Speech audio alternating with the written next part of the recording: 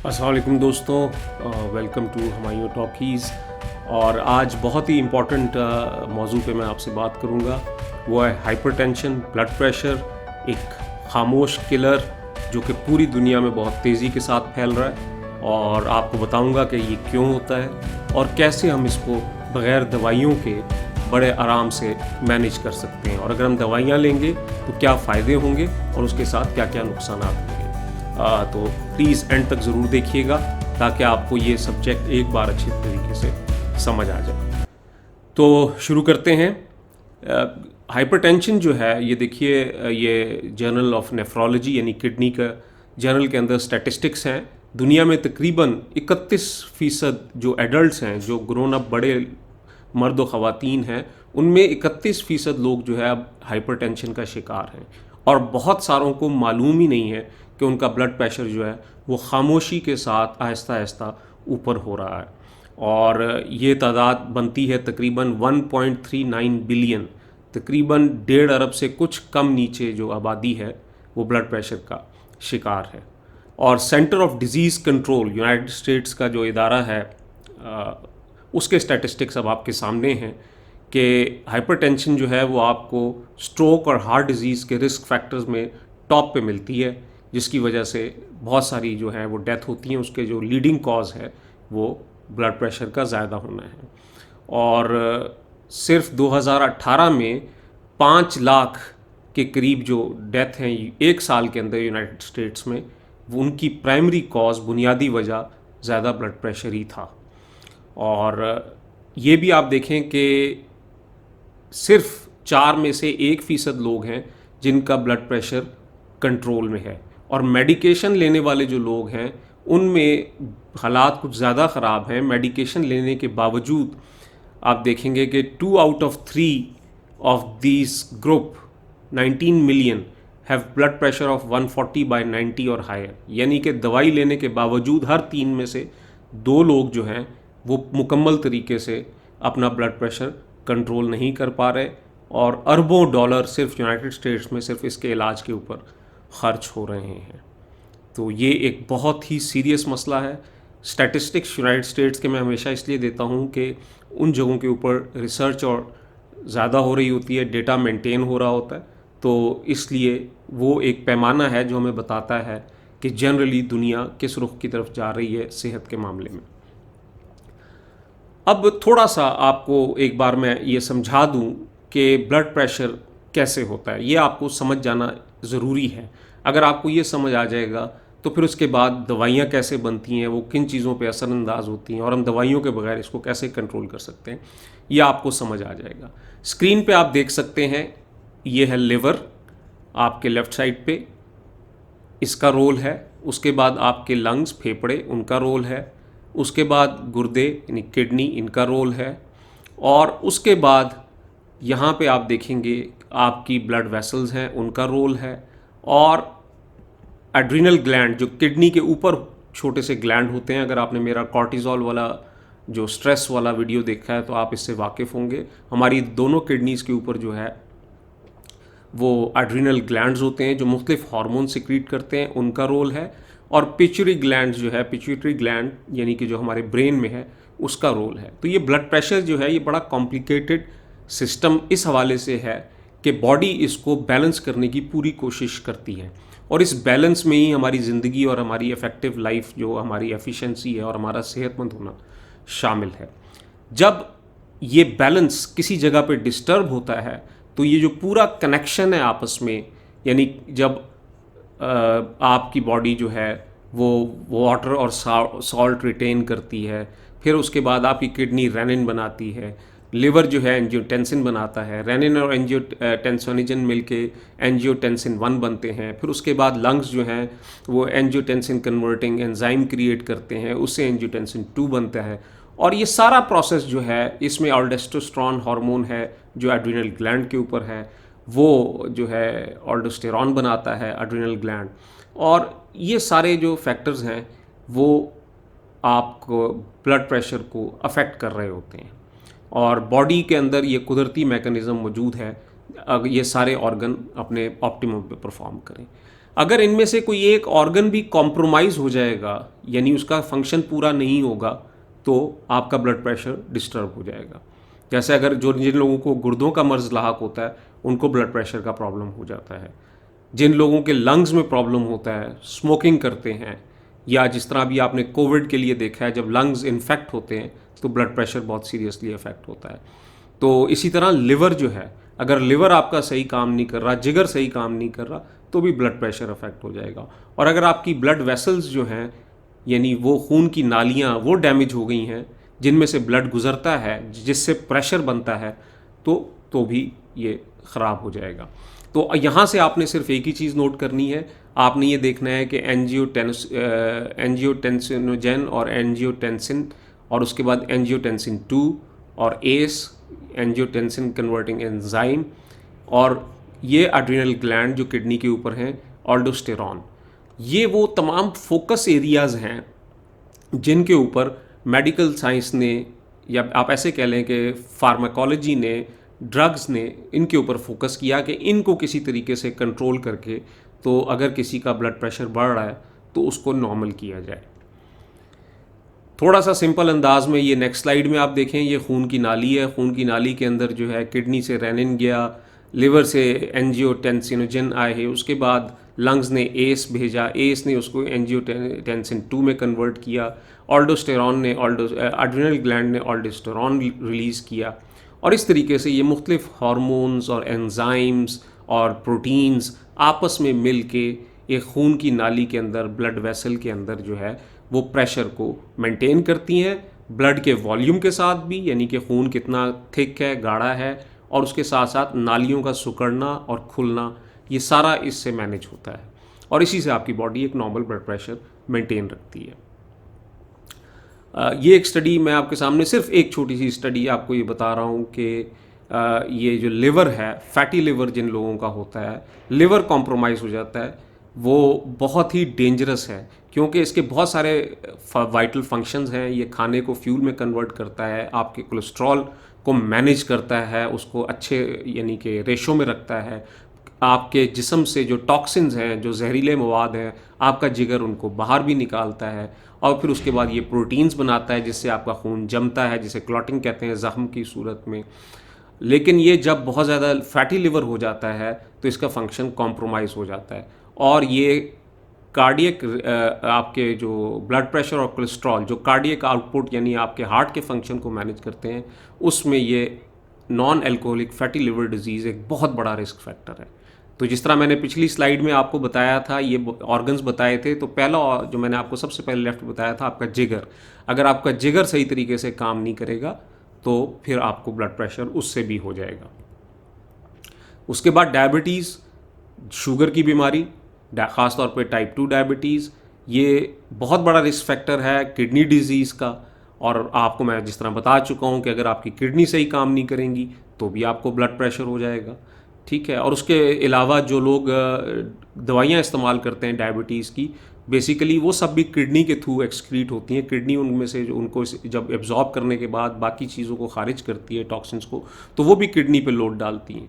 तो बेसिकली आपने देख लिया कि फैटी लिवर होगा, लिवर सही काम नहीं करेगा तो भी ब्लड प्रेशर हो जाएगा। अगर डायबिटीज़ होगी तो किडनीज अफेक्ट होंगी, ब्लड वेसल्स अफेक्ट होंगी तो भी ब्लड प्रेशर हो जाएगा। तो इसीलिए इन सबको सिस्टर डिजीज़ कहते हैं। ये आपस में बहनें हैं सारी, या कज़न कह लें, एक होती है तो फिर दूसरी भी होती है, तो ये फैमिली ऑफ डिजीज़ हैं। तो अब कुछ मैं आपको बताता चलूँ मेटाबॉलिक हेल्थ के बारे में। मेटाबॉलिज्म कहते हैं बॉडी का एनर्जी मैकेनिज़्म को मेटाबॉलिक कहते हैं, यानी बॉडी एनर्जी किस तरह लेती है, उसको किस तरह इस्तेमाल करती है, इस सब को मेटाबॉलिज्म कहते हैं। तो मेटाबॉलिक हेल्थ के लिए ये 5 चीज़ें जो हैं ये जांचनी चाहिए किसी भी शख्स में। आपका वेस्ट सरकमफ्रेंस, यानी आपके पेट या कमर का साइज़ क्या है, क्या मोटा तो नहीं है, आगे बहुत ज़्यादा पेट निकला हुआ तो नहीं है। दूसरी चीज़ है ब्लड प्रेशर। तीसरी चीज़ है आपका हाई डेंसिटी लिपोप्रोटीन कोलेस्ट्रॉल, जिसे गुड कोलेस्ट्रॉल कहते हैं। चौथी चीज़ है ट्राइग्लिसराइड, यानी कि वो फैट्स जो आपकी बॉडी बना रही है यूज़ करने के लिए और स्टोर भी कर रही है। और पांचवी चीज़ है ग्लूकोज, यानी कि ब्लड शुगर। ये 5 चीज़ों का पैमाना जो है, मैं समझता हूँ आपको अपने लिए सेहत में रखना चाहिए। और अब हो क्या रहा है दुनिया के अंदर कि सिर्फ अमेरिका में 12% एडल्ट्स यानी कि 18 साल की उम्र के ऊपर की जितने भी लोग हैं उसमें सिर्फ 12% लोग ऐसे हैं जिनकी ये पांचों चीज़ें ठीक हैं और अक्सरियत की चीज़ें ख़राब हैं। और अगर इन पांच में से कोई तीन हो जाए तो इसे मेटाबॉलिक सिंड्रोम कहते हैं। अब इसका मतलब ये है कि वो पूरा एनर्जी मैकेनिज्म डिस्टर्ब हो गया है और एक के बाद दूसरी होगी, दूसरी से तीसरी होगी, और इस चक्कर में फिर बंदा फंस जाता है और हर एक की अलग अलग दवाइयाँ खाना शुरू करता है और मामला फिर भी काबू में नहीं आता। तो अब मेटाबॉलिक सिंड्रोम ये सब ब्लड प्रेशर से मैं लिंक कर दूंगा। अभी आप समझ लीजिए कि अब मैंने आपको पहले ब्लड प्रेशर का मैकेनिज्म बता दिया, फिर मैंने आपको बता दिया कि किडनी का, लिवर का, डायबिटीज़ का क्या रोल है। मैंने आपको मेटाबॉलिक हेल्थ भी समझा दी कि 5 चीज़ें हैं जो कि आपने देखनी है कि वो आपकी सेहतमंद होनी चाहिए, ठीक रेंज में होनी चाहिए। तो अब हम आते हैं, आपके जिस्म का एक हिस्सा है पेनक्रियास, जिसे लुबलुबा कहते हैं। ये तस्वीर में उसके सामने है। और लुबलुबा का जो यहाँ पे हम जिक्र करेंगे, वैसे तो लुबलुबा जो है बहुत सारे एंजाइम्स भी बनाता है जो डाइजेशन में मदद देते हैं, लेकिन जो प्राइमरीली इसके अंदर अल्फ़ा सेल होते हैं और बीटा सेल होते हैं। ये देखिए स्क्रीन में आपको नज़र आ रहा है, ऊपर बीटा सेल है, नीचे अल्फ़ा सेल है। बीटा सेल का काम है कि ये इंसुलिन पैदा करती है। इंसुलिन का नाम आपने सुना होगा, ख़ास तौर पे डायबिटीज़ के रेफरेंस में, और जिन लोगों की शुगर बहुत ज़्यादा हाई होती है डॉक्टर उन्हें अमूमन इंसुलिन दे देते हैं, या टाइप 1 डायबिटीज़ पेशेंट्स को तो बहालत मजबूरी लेनी ही है क्योंकि उनका जिस्म जो है वो इंसुलिन नहीं बनाता। लेकिन टाइप 2 डायबिटीज़ जो कि बड़ी उम्र में जाके होती है, यानी कि बड़ी उम्र से मुराद ये कि 25-30 साल की उम्र के बाद होती है, उसमें अगर वो बहुत अरसे तक मैनेज ना हो और दवाई से काबू ना आए तो फिर डॉक्टर्स उसमें इंसुलिन देते हैं। लेकिन आपकी बॉडी ये याद रखें, टाइप 2 डायबिटीज़ के पेशेंट और जिन लोगों को टाइप 1 नहीं है, उनके पैनक्रियास के अंदर जो बीटा सेल्स हैं वो इंसुलिन बनाते हैं। अब इंसुलिन काम कैसे करती है? इंसुलिन जब भी आप कुछ खाते हैं तो आपका जिस्म उसको सेंस करता है, उसको सेंस करता है कि ये किस तरह का फूड है, या ये प्रोटीन्स हैं यानी कि गोश्त, अंडे, मछली, मुर्गी वगैरह है, या फ़ैट है जैसे कि अंडों में फ़ैट हो गया, चिकनाई वाली चीज़ें हो गई, नट्स हो गए जिनमें कुछ ज़्यादा फ़ैट होता है, या गोश्त है जो कि चर्बी के साथ है, या फिर वो देखता है कि ये कार्बोहाइड्रेट्स हैं यानी कि ये शुगर मॉलिक्यूल लेकर आए हैं, जैसे कि तमाम तरह की ब्रेड, रोटी, चावल, अनाज और फल, सब्जियां थोड़ी सी मतलब हद तक कार्बोहाइड्रेट में होती है क्योंकि उनमें इतने शुगर मॉलिक्यूल्स नहीं होते। तो उसके हिसाब से जब बॉडी सेंस करती है तो आपका पैनक्रियास इंसुलिन बनाता है। इंसुलिन का काम यह है कि इंसुलिन के रिसेप्टर बॉडी के हर सेल में मौजूद होते हैं, और वो जो शुगर आई होती है वो एक फॉर्म ऑफ एनर्जी है, उसको इंसुलिन का काम है कि सेल के अंदर दाखिल होने में मदद देना। तो जैसे आप स्क्रीन में देखेंगे कि लेफ़्ट साइड के ऊपर के ये राइट साइड पे बल्कि देखिए कि ये इंसुलिन जो है वो सुर्ख रंग से दिखाई गई है। ये इंसुलिन जो बॉडी में शुगर आती है तो पैनक्रियास इंसुलिन रिलीज़ करता है, इंसुलिन इधर आके जो है वो बना देती है, उसको लॉक को खोल देती है एक तरीके से रिसेप्टर को, और फिर ग्लूकोज चैनल जो है जो राइट साइड पे आपको नज़र आ रहा है वो ब्लू कलर में, वहाँ से ग्लूकोज मॉलिक्यूल सेल के अंदर दाखिल हो जाते हैं और आपको एनर्जी मिलती है। इंसुलिन का ये एक फंक्शन है बड़ा अहम किस्म का। अब होता ये है कि याद रखिए कि इंसुलिन जो है एक हार्मोन है और ये एनाबॉलिक हार्मोन है। एनाबॉलिक का मतलब ये है कि आपकी बॉडी में चीज़ें क्रिएट करती है, बनाती है या उनको बढ़ाती है। तो किन चीज़ों को बढ़ाती है? प्रोमोट, यानी कि लेफ़्ट साइड पे लिखा है कि ग्लूकोज अपटेक, आप जितना मीठा खाएंगे उसको कहीं ना कहीं पहुंचाने की जिम्मेदारी मीठी चीज़ों की, अनाज की, यानी जिनमें शुगर मॉलिक्यूल्स हैं उसकी ज़िम्मेदारी इंसुलिन के ऊपर है। फिर उसके बाद ये ग्लाइकोजन बनाती है, यानी कि जो सेल में जमा नहीं हो सकता शुगर मॉलिक्यूल्स, उनको ग्लाइकोजन की सूरत में छोटे छोटे जो आप ग्लूकोज के मॉलिक्यूल्स की सूरत में स्टोर करते हैं। उसके बाद ये लाइपोजेनेसिस, लाइपो कहते हैं फ़ैट को, जेनेसिस कहते हैं पैदा होने को, इंसुलिन जो है वो स्टोर्ड फैट बनाती है।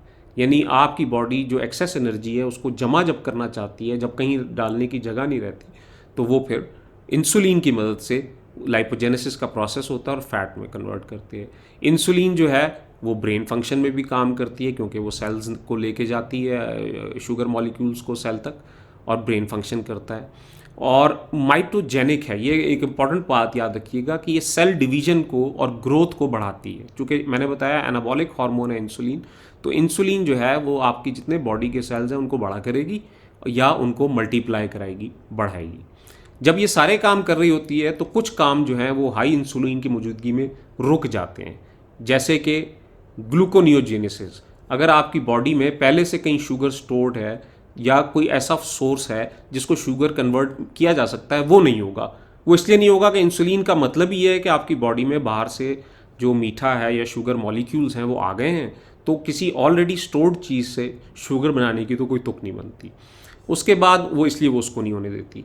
लाइपोलाइसिस यानी कि फैट ब्रेकडाउन। अगर आपके जिस्म पे चर्बी है, आप चाहते हैं वो कम हो जाए, अगर आपकी इंसुलिन हाई है तो वो नहीं होगी, क्योंकि इसका मतलब, क्योंकि बड़ी सीधी सी बात है, इंसुलिन ऐसे एक्ट कर रहा है जैसे कि आपके पास ऑलरेडी एक नया सामान आ गया है, अब आपने उसको कहीं डंप करना है, तो पिछले सामान को, जो फैट है, जो एनर्जी स्टोरेज है, उसको अब छेड़ने की कोई ज़रूरत नहीं है। तो ये बड़ा लॉजिकल सी बात है कि जो पहले चीज़ अभी आई है फ़िलहाल, ब्लड, चूँकि शुगर आपके ब्लड में ख़ास मिकदार से ज़्यादा टॉक्सिक है, आपको डैमेज कर रही है, तो इंसुलिन की जिम्मेदारी है कि उसको आपके ब्लड से रिमूव करे, तो वो करती है। एपोप्टोसिस, ये प्रोसेस जो होता है, ये सेल जब अपने आप मरते हैं, जब सेल कमज़ोर हो जाते हैं, बीमार हो जाते हैं, तो वो अपने आप को यानी कि सेल्फ डेथ इन्फ्लिक्ट कर लेते हैं, ताकि वो अगर ज़्यादा देर तक ज़िंदा रहेंगे तो वो सिस्टम के ऊपर बॉडी के बोझ बन जाते हैं। ये उस प्रोसेस को भी रोक देता है, क्योंकि आपने यहाँ पे देखा कि ये जो है बेसिकली माइटोजेनिक है, यानी सेल को ग्रो कराता है, सेल की डिवीजन कराता है, तो एपोप्टोसिस नहीं होगा। या तो वो बीमार सेल जो है वो अपनी जगह एग्जिस्ट करेगा, बढ़ता रहेगा, या एक और बीमार सेल को जन्म दे देगा। तो ये हाई इंसुलिन की मौजूदगी में आपके जो बीमार सेल हैं, जो नाकारा सेल हैं, जिनको अब ख़त्म हो जाना चाहिए, वो प्रोसेस भी रुक जाता है। और चौथी चीज़ यहाँ पे ये है कि ऑटोफेजी का मतलब ये है कि जब आपके सेल्स आपके पुराने सेल्स को ब्रेक डाउन करते हैं, उनकी प्रोटीन्स को इस्तेमाल करते हैं, अपने आप को रिन्यू करते हैं, वो प्रोसेस भी रुक जाता है। यानी तोड़ फोड़ और रिपेयर का सारा काम रुक जाता है और सारा काम बनने और नई चीज़ें बनने के ऊपर आ जाता है, और अगर इंसुलिन ज़्यादा हो तो। अब आपको इंसुलिन समझ आ गई यहाँ पे, तो अभी तक आपने समझ लिया, ब्लड प्रेशर के ऑर्गन समझ आ गए आपको मेटाबॉलिक हेल्थ समझ आ गई, और आपको मैंने मुख्तसर लफ्ज़ों में इंसुलिन भी समझा दी। अब इस स्लाइड को गौर से समझ लीजिए कि इंसुलिन रेजिस्टेंस और high insulin levels directly cause high blood pressure. यानी तमाम वजूहात एक तरफ, अगर आपके जिस्म में इंसुलिन हाई है या आप इंसुलिन रेजिस्टेंस का शिकार है। इंसुलिन रेजिस्टेंस का मतलब है कि आपकी इंसुलिन इतनी हाई हो गई कि अब वो आपकी जिस्म के लिए काफ़ी नहीं हो रही और आपका जिस्म उसके रेजिस्टेंट हो गया है, उस पर असर नहीं हो रहा आपके सेल्स के ऊपर, जिसकी वजह से आपको अब डायबिटीज़ हो गई है, क्योंकि वो शुगर ब्लड से रिमूव नहीं हो रही, सेल्स में नहीं जा रही। तो हाई इंसुलिन या इंसुलिन रेजिस्टेंस की सूरत में ब्लड प्रेशर बढ़ेगा, ये डायरेक्ट कॉज है। और ये एक ऐसा फैक्टर है जिसे आप फूड के ज़रिए मैनेज कर सकते हैं, क्योंकि मैंने आपको बताया है कि इंसुलिन, हाई इंसुलिन या इंसुलिन रेजिस्टेंस पैदा ही फूड के रिस्पॉन्स में होती है। खाना जब जिस्म में जाता है मुख्तलिफ़ किस्म का, उसके हिसाब से इंसुलिन का मुख्तलिफ रिस्पॉन्स होता है। अगर आप उस अंदर जाने वाले खाने को कंट्रोल कर लेंगे तो आपकी बॉडी में इंसुलिन का रिस्पॉन्स कंट्रोल हो जाएगा। इंसुलिन का रिस्पॉन्स कंट्रोल हो जाएगा तो ब्लड प्रेशर कंट्रोल हो जाएगा। इसमें, और ये कैसे होता है, इसके 5 स्टेप्स हैं जिसे मैं आपको समझा देता हूँ। इंसुलिन रेजिस्टेंस यानी कि हाई इंसुलिन बॉडी में हो तो ये 5 चीज़ें होती हैं। पहली चीज़ क्या है? एड्रीनल ग्लैंड, जो आपकी किडनी के ऊपर ग्लैंड है, वो एक्सेस ऑल्डोस्टेरॉन बनाते हैं, जिससे पानी और नमक जो है उसको जिस्म रोक लेता है अपने अंदर। दूसरी चीज़ ये है कि वेसल वॉल हाइपरट्रॉफी। हाइपरट्रॉफी का मतलब ये है कि वेसल जो है, आपकी ब्लड की दीवारें जो हैं उनकी, वो मोटी हो जाती हैं, थिक हो जाती हैं। तो जाहिर है जब वो थिक हो जाएंगी, ये इसी तरह है जिस तरह आपके पास एक पानी का पाइप है और पाइप की रबड़ जो है उसके चारों तरफ अगर वो मोटी हो जाए तो अंदर जो उसका कुतर है वो छोटा हो जाएगा और पानी जो है उस प्रेशर से गुजरेगा। तो इंसुलिन रेजिस्टेंस जो है आपकी वेसल्स की थिकनेस को बढ़ा देती है। तीसरी चीज़ ये है सिंपैथेटिक नर्वस सिस्टम एक्टिवेशन। तो आपकी ब्लड वेसल्स जो हैं, सिंपैथेटिक नर्वस सिस्टम यानी पिट्यूटरी ग्लैंड जो आपका ब्रेन है, वो जब सेंस करता है कि इंसुलिन ज़्यादा है तो वो आपके ब्लड वेसल्स को सुकड़ना, यानी कि सुकड़ने के लिए कहता है और वो सुकड़ जाती है, तो जिसकी वजह से ब्लड प्रेशर हो जाता है। तो जिस तरह मैंने आपको पानी के पाइप की मिसाल दी, अगर पाइप की जो रबड़ का पाइप है उसकी थिकनेस ज़्यादा हो जाएगी, कुतरनी बढ़ाएंगे और वो उसी साइज़ का रखेंगे आप, लेकिन प्लास्टिक मोटा कर देंगे तो प्रेशर बढ़ जाएगा। दूसरा ये है कि अगर आप उस पाइप को कहीं से दबाएंगे उसको, तो भी प्रेशर बढ़ जाएगा। तो ये तीन चीज़ें हो गई। इंसुलिन रेजिस्टेंस चौथी चीज़ करती है, वो क्या करती है कि नाइट्रिक ऑक्साइड आपका जिस्म बनाता है। नाइट्रिक ऑक्साइड जो है वो वैसोडायलेटर है, यानी कि आपकी वेसल्स को वो फ्लेक्सिबल बनाता है, पानी अपने खून के बहाव के हिसाब से उनमें लचक लाता है, ठीक है, डायलेट करता है। तो नाइट्रिक ऑक्साइड नहीं होगा तो आपकी आर्टरीज और वेसल स्टिफ हो जाएंगी, अकड़ जाएंगी, सख्त हो जाएंगी। जब वो सख्त हो जाएंगी तो जब उनमें से खून गुजरेगा तो भी प्रेशर ज़्यादा हो जाएगा। और पांचवी चीज़ ये है डिसलिपिडीमिया, यानी कि आपके lipid profile, cholesterol, triglyceride, high density lipoproteins, low density lipoproteins, इनका रेशो नॉर्मल से ऑफ बैलेंस हो जाएगा। ये पांचों चीज़ों में से कोई भी चीज़ जब होना शुरू हो जाएगी तो आपका ब्लड प्रेशर जो है वो हाइपरटेंशन यानी कि हाई होना शुरू हो जाएगा। लेकिन इन पांचों चीज़ों की बुनियाद में इंसुलिन रेजिस्टेंस है। अब अगर आप इसको थोड़ा सा और डिटेल में समझना चाहते हैं तो एक एक करके देख लेते हैं। सबसे पहला पॉइंट हमने बताया था ऑल्डोस्टेरॉन का, कि ऑल्डोस्टेरॉन जो है ये किडनी इसको रिलीज़ करती हैं, एड्रिनल ग्लैंड्स के ऊपर, जो एड्रिनल ग्लैंड्स हैं किडनी के ऊपर, वो रिलीज़ करते हैं और ये सॉल्ट और वाटर का बैलेंस जो है वो बॉडी में बरकरार रखता है। तो जब आप ऑल्डोस्टेरॉन रिलीज़ होता है इंसुलिन के रिस्पॉन्स में एड्रिनल ग्लैंड से, तो बॉडी जो है वो सोडियम को रोक लेती है, यानी नमक जो एक हिस्सा है, सोडियम क्लोराइड नमक है तो उसमें सोडियम होती है, तो सोडियम को बॉडी जो है होल्ड कर लेती है। अब मसला ये है कि जिधर नमक होता है या जिधर सोडियम होती है उधर वाटर भी ज़्यादा रिटेन होता है। जब वाटर ज़्यादा रिटेन होता है तो आपके खून का जो वॉल्यूम है वो बढ़ जाता है, यानी खून वही होता है लेकिन वो थिक हो जाता है, गाढ़ा हो जाता है, वॉल्यूम बढ़ जाता है। और जब वो वॉल्यूम बढ़ जाता है तो आपकी ब्लड वेसल्स के ऊपर प्रेशर बढ़ जाता है और ब्लड प्रेशर आ जाता है। तो insulin naturally increases aldosterone levels in the body, और ऑल्डोस्टेरॉन का लेवल इंक्रीज होने से आपकी बॉडी नमक को रोक लेती है अपने अंदर, उसको बाहर नहीं निकलने देती, पानी को रोक लेती है और ब्लड प्रेशर बढ़ जाता है। दूसरा पॉइंट हमने बताया था वेसल वॉल हाइपरट्रॉफी। तो मैंने जिस तरह आपको बताया इंसुलिन एक एनाबॉलिक हार्मोन है। तो एनाबॉलिक हार्मोन का मतलब ये है कि ये तमाम सेल्स को बड़ा करता है, ग्रो करता है। तो जब आपके ब्लड में इंसुलिन लेवल कंटिन्यूसली हाई रहते हैं तो आपकी ब्लड वेसल्स की वॉल के जो सेल हैं वो थिक हो जाते हैं, मोटे हो जाते हैं। तो ब्लड वेसल की जो दीवारें हैं, जो एंडोथीलियम है, वो थिक हो जाती है। जब वो मोटी और थिक हो जाती है तो ब्लड प्रेशर बढ़ जाता है, क्योंकि ब्लड उसके बीच में से गुजर रहा है। वो जो फ्लेक्सिबिलिटी थी उसके अंदर, वो जो गुजरने की जगह थी वो तंग हो गई। जब वो सिकुड़ गई, वो तंग हो गई, तो ब्लड प्रेशर बढ़ गया। तो high insulin increases endothelium size and narrows blood vessel. बड़ा सीधा सा ये direct cause and effect relationship है। तीसरी चीज़ ये है, ये उसी से मुतालिक मैंने कोई रिसर्च लगाई थी कि ये, बहरहाल आप इस पर रिसर्च कर सकते हैं, बेतहाशा रिसर्च इसके ऊपर हुई हुई हैं और ये एक इस्टेब्लिश फैक्ट है, close association of endothelial dysfunction with insulin resistance and carotid wall thickening in hypertension. तो ये है वो एक चीज़ जिससे आप कहते हैं कि हार्ट अटैक और स्ट्रोक का रिस्क बढ़ता है। ये वजह है कि हाई इंसुलिन जो है वो आपके जो एंडोथीलियम है, सेल्स हैं, जो आपकी ब्लड वेसल्स की लाइनिंग है, उनको मोटा कर रही है, उनको हार्ड कर रही है। सिंपैथेटिक नर्वस सिस्टम का मतलब ये है कि आपकी बॉडी में जब इंसुलिन ज़्यादा होती है तो उसकी वजह से आप में फ़्लाइट और फ्राइट रिस्पॉन्स जो है वो ज़्यादा होता है, शुगर ज़्यादा होती है। आपकी बॉडी ये समझती है कि एक स्ट्रेसफुल इवेंट है और उसके रिस्पॉन्स में वो प्रेशर को बढ़ाती है ब्लड के, इसलिए कि वो ये समझती है बॉडी कि अब आपने कोई एक्शन लेना है या आपने भागना है या कोई अपनी जान बचानी है, किसी से लड़ना है, तो उसके लिए आपको प्रेशर की ज़रूरत है। ब्लड को बहुत तेज़ी के साथ, बहुत ज़ोर के साथ पंप करने की ज़रूरत है। लेकिन होता ही है कि आप तो अपने बिस्तर पे या अपने काउच पे या अपने सोफ़े पे बैठे हुए हैं और आप कुछ ऐसा खाना खा रहे हैं बैठ के जिससे आपकी इंसुलिन हाई हो रही है, और हो सकता है कि शायद आप एक स्ट्रेसफुल माहौल में भी बैठे हो, कोई डिस्कशन ऐसी हो रही हो या आप पे कोई जिम्मेदारियाँ, परेशानियाँ ऐसी हैं कि आप स्ट्रेस में हो, तो उसके साथ ये इंसुलिन जब मिलेगी तो फिर उस स्ट्रेस के साथ तो सिंपैथेटिक नर्वस सिस्टम जो है एक्टिवेट होगा और आपका ब्लड प्रेशर बढ़ जाएगा। चौथी चीज़, lack of nitric oxide. Nitric oxide जो है पावरफुल वैसोडायलेटर है और ये ब्लड जो डायमीटर है ब्लड वेसल का उसको बढ़ाता है। अब एंडोथीलियल सेल्स जो हैं यानी आपकी जो वेसल्स हैं वो नाइट्रिक ऑक्साइड पैदा करती हैं और ताकि वो जो वेसल है वो लचकदार रहे, नरम यानी कि रहे, स्टिफ ना हो और खून आसानी के साथ उसमें से गुजरता रहे। इंसुलिन इस काम में मदद देती है।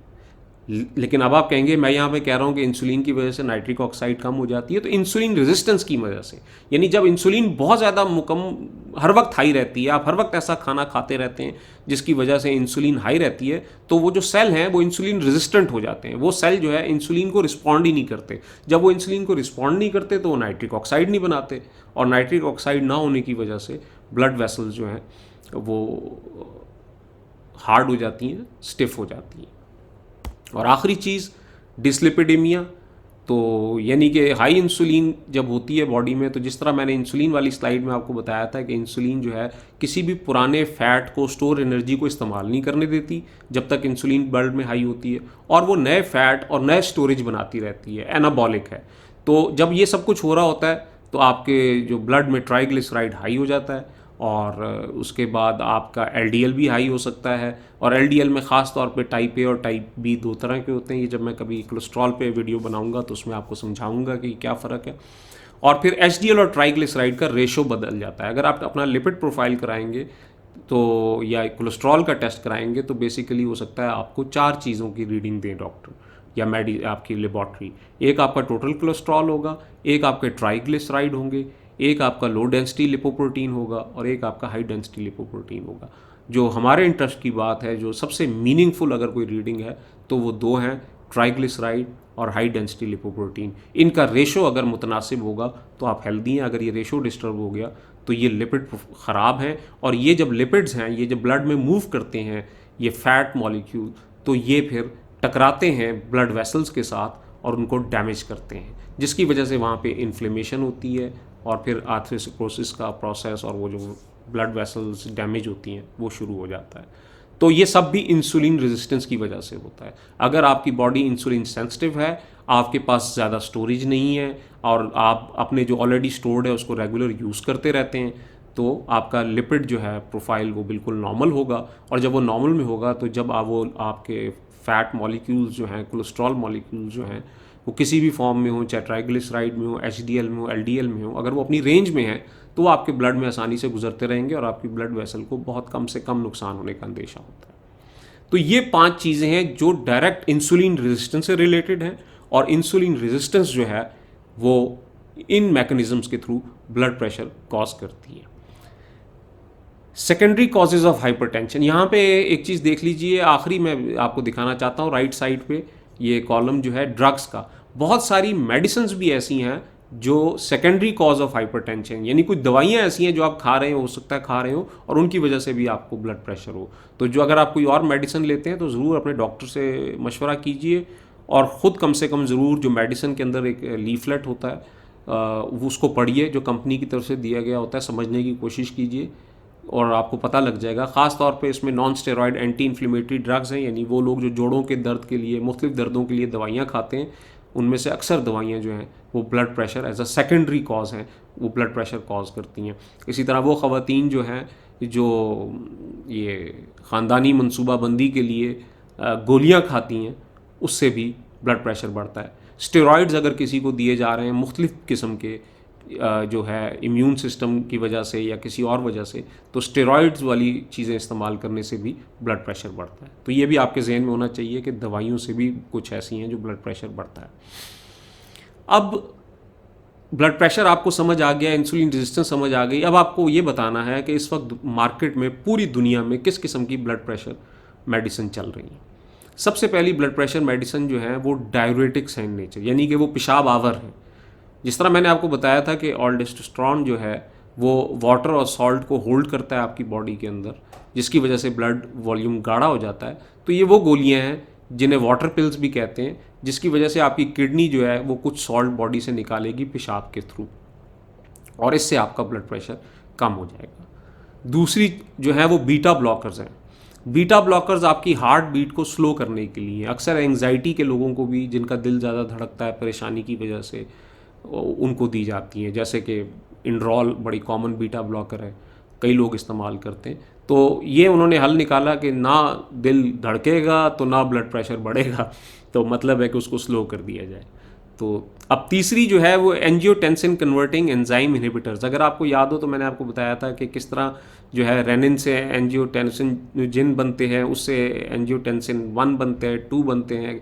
तो उसको बनाने के लिए एक एंजाइम होता है। तो ये दवाइयाँ कहती हैं कि ना वो एंजाइम होगा तो ब्लड वेसल रिलैक्स हो जाएंगी और ब्लड प्रेशर नहीं बढ़ेगा, तो ये उसको काम करती हैं। कुछ जो है वो एंजियोटेंसिन 2 रिसेप्टर्स ब्लॉकर हैं, यानी कि वो सारी जो मैंने आपको पिक्चर जो डायग्राम दिखाया था जिसमें मुख्तलिफ ऑर्गन थे, प्रोटीन्स और एंजाइम्स थे, ये सब उनको अफेक्ट करती हैं, किसी ना किसी स्टेज के लिए बनी हैं और उस तरीके से ये ब्लड वेसल जो है वो उसको उसमें से ब्लड को गुजरने में मदद देती हैं। आखिर में देखिए कैल्शियम चैनल ब्लॉकर्स हैं, ये ब्लड वेसल को रिलैक्स करते हैं। किस तरीके से? ये कैल्शियम को आपके सेल्स में जाने ही नहीं देती, ठीक है। तो ये इससे भी ब्लड प्रेशर जो है कम हो जाता है। अब इन सारी दवाइयों के बहुत सारे साइड इफ़ेक्ट्स हैं ब्लड प्रेशर की, और ये इतना इजी काम नहीं है। मतलब मेरे बहुत सारे दोस्त अहबाब और जो मेरे स्टूडेंट्स हैं, बड़े आराम से दिन में 1-2 गोलियां जो है वो कहते हैं जी हम खाते हैं और बस ठीक है, ज़िंदगी गुजर रही है अच्छी। तो ये आप समझ लीजिए कि हर दवाई जो भी आप खाते हैं उसमें कुछ गिव एंड टेक है, गिव एंड टेक है, गिव एंड टेक के बगैर कुछ नहीं है। तो गिव वो आपको ये कर रहे हैं कि आपका ब्लड प्रेशर लो कर रहा है, नॉट टेक में क्या है, वो आपसे ले क्या रही है दवाई। ये देख लीजिए डायरेटिक्स यानी जो पेशाब आवर दवाइयाँ हैं वो आपके ब्लड में पोटेशियम लेवल को कम कर देंगी। Very important, potassium. देखिए कोई चीज़ भी बॉडी में एक नहीं कई फंक्शंस कर रही होती है। तो पेशाब आवर दवाइयों में जब आपको बार बार पेशाब आता है तो आपके मिनरल्स उसके साथ लूज होते हैं। सोडियम तो निकलता ही है लेकिन मिनरल्स भी निकलते हैं, तो पोटेशियम लेवल ड्रॉप हो जाता है, चक्कर आएंगे, हेडेक होगा, डिहाइड्रेशन होगी, मसल क्रैम्प पड़ेंगे, जॉइंट डिसऑर्डर यानी गाउट वगैरह भी हो सकता है, और इम्पोर्टेंस मर्दाना कमज़ोरी। ये written establish scientifically proven side effects हैं। बीटा ब्लॉकर्स यानी जो हार्ट के जो बीट को स्लो करते हैं, उससे क्या हो सकता है, आप टायर्ड रहेंगे, थके थके रहेंगे, आपको चक्कर आएंगे, लाइट हेडेड होगा, ठीक है, और आपके हाथ पांव ठंडे होना शुरू हो जाएंगे। ये भी हो सकता है। क्यों? बीटा ब्लॉकर्स में affect the blood supply to your hand and feet. यानी आप अंदाज़ा करें कि अब ब्लड सप्लाई आपकी कम हो गई है, चूँकि हार्ट के आपने फंक्शन को स्लो कर दिया है, तो आपकी जो एक्सट्रीमिटीज़ हैं बॉडी की, यानी बॉडी के वो हिस्से जो एंड पे हैं, हाथ हो गए, पाँव हो गए, उधर खून पूरा पहुँच ही नहीं रहा। तो अब आप खुद सोचिए कि अगर खून ना पहुँचेगा तो क्या वो ऑर्गन आहिस्ता आहिस्ता डेड नहीं होना शुरू हो जाएंगे। बहरहाल ये अब आप सोचें कि वाकई ये लेनी चाहिए कि नहीं। डिफ़िकल्टी स्लीपिंग और नाइटमेयर, सोने में प्रॉब्लम होगी, फीलिंग से एक जनरली आपको जो है बीमार की फीलिंग होगी, और इम्पोर्टेंस अगेन मर्दाना कमज़ोरी बीटा ब्लॉकर्स कॉज करती हैं। There is no doubt about it, क्योंकि ये आपके ब्लड फ्लो को और वेसल्स के तनाव को, सख्ती को, उस सब को जो है वो ख़त्म कर रही हैं। तो ज़ाहिर है इम्पोर्टेंस पे मर्दाना कमज़ोरी तो होगी। एंजियोटेंसिन कन्वर्टिंग एंजाइम इनहिबिटर्स, ये दवाइयों का जो ग्रुप है ये आपको खांसी खुश्क कर सकता है, ये भी पोटेशियम लेवल जो है उसको बढ़ा देगा। हाइपरकैलीमिया कहते हैं, अगेन डेंजरस चीज़ है। फटीग होगी, हर वक्त तबीयत गिरी रहेगी, डिजीनेस, चक्कर, सर में दर्द, लॉस ऑफ टेस्ट और इम्पोर्टेंस, अगेन मर्दाना कमज़ोरी इसके अंदर। तो ये जो 1-2 गोली जो आप ले रहे हैं और आप समझते हैं कि आपका ब्लड प्रेशर लो है, ये आप देख लीजिए कि उस एक ब्लड प्रेशर को लो करने के लिए आप कितनी चीज़ों दे रहे हैं अपनी ज़िंदगी से। एंजियोटेंसिन 2 रिसेप्टर ब्लॉकर्स, इनका भी हेडेक, फेंटिंग, डिजीनेस, फटीग, सांस का प्रॉब्लम, वोमिटिंग, कमर में दर्द, टांगों का सूज जाना, हाई पोटेशियम लेवल, और आखिर में कैल्शियम चैनल ब्लॉकर। ये मैंने थोड़ा बड़ी स्लाइड आपको बनाई है कि अब आप देखें पूरी दुनिया आपको कह रही है कि जी आपको कैल्शियम आपके अंदर होनी चाहिए। कैल्शियम आपके अंदर मौजूद है। प्रॉब्लम ये है कि जब आपकी बॉडी जो है उसके सेल के अंदर कैल्शियम को जाने ही नहीं दिया जाएगा तो बॉडी के तमाम फंक्शन बेकार हो जाएंगे। Proper level of calcium in the body over a life time can help prevent osteoporosis यानी हड्डियों का कमज़ोर हो जाना। And calcium helps your body with, किन कामों में आपको हेल्प करती है? आपकी हड्डियां मजबूत होंगी, आपके दांत मजबूत होंगे, आपका ब्लड क्लॉट करेगा यानी कि ज़ख़म की सूरत में आपके खून में जमने की सलाहियत होगी उस ज़ख़म को ठीक करने के लिए। नर्व सिग्नल्स, कैल्शियम के बगैर आपका नर्व सिग्नल जो है यानी आपके हाथों पैरों में नमनेस हो जाएगी, आपको चीज़ें महसूस नहीं होंगी। डायबिटिक के लिए बहुत बड़ा मसला है, अगर ठोकर लग गई और उसको पता ही ना लगा, उसको चोट लग गई, ज़ख़म आ गया तो ज़ख़म ठीक नहीं होगा, गैंग्रीन हो जाएगी, लोगों के पाँव काटने पड़ जाते हैं। तो ये दवाई जो है ये लेना मतलब इतना इजी काम नहीं है। उसके बाद स्क्वीजिंग एंड रिलैक्सिंग मसल, यानी कि आपके मसल्स का जो फंक्शन है वो कैल्शियम की वजह से मैनेज होता है। वो आप जब चाहते हैं मसल को कंट्रैक्ट करते हैं, उसको रिलैक्स करते हैं। कैल्शियम नहीं होगा, कैल्शियम चैनल ब्लॉकर ले लेंगे तो सेल्स में कैल्शियम नहीं जाएगी और नॉर्मल हार्ट बीट नहीं होगी, और ये बाकी बहुत सारे आपके हार्मोन्स और केमिकल्स में भी इस्तेमाल होता है। तो कैल्शियम चैनल ब्लॉकर का मतलब ये है कि अब आपने अपनी बॉडी को ब्लड प्रेशर लो करने के लिए कैल्शियम देना बंद कर दिया, बिल्कुल। तो अब आप देख सकते हैं कि ये सारे फंक्शन किस तरीके से जो है आपकी बॉडी को अफेक्ट करेंगे। ये आखिर में अगर आप देखिए कैल्शियम चैनल ब्लॉकर के बारे में ये स्टडी है और ये रेड लाइन लगाई है मैंने, heart failure remains a class contradiction in the use of all calcium channel blockers. Heart failure का इम्कान बहुत ज़्यादा बढ़ जाता है जो लोग कैल्शियम चैनल ब्लॉकर्स खाते हैं ब्लड प्रेशर लो करने के लिए। तो जिस चीज़ से बचने के लिए ब्लड प्रेशर हम लो कर रहे हैं, अगर दवाई उसी को बढ़ा रही है तो आई डोंट नो फिर वो दवाई क्यों खानी चाहिए। तो अब आपका टारगेट क्या है? देखें, बड़ी सीधी सी बात है, कोई वजह नहीं है कि आपका ब्लड प्रेशर जो है वो 120 और 80, ये जो नॉर्मल ग्रीन रंग का जो जिस पे लेवल है, इससे ऊपर जाए।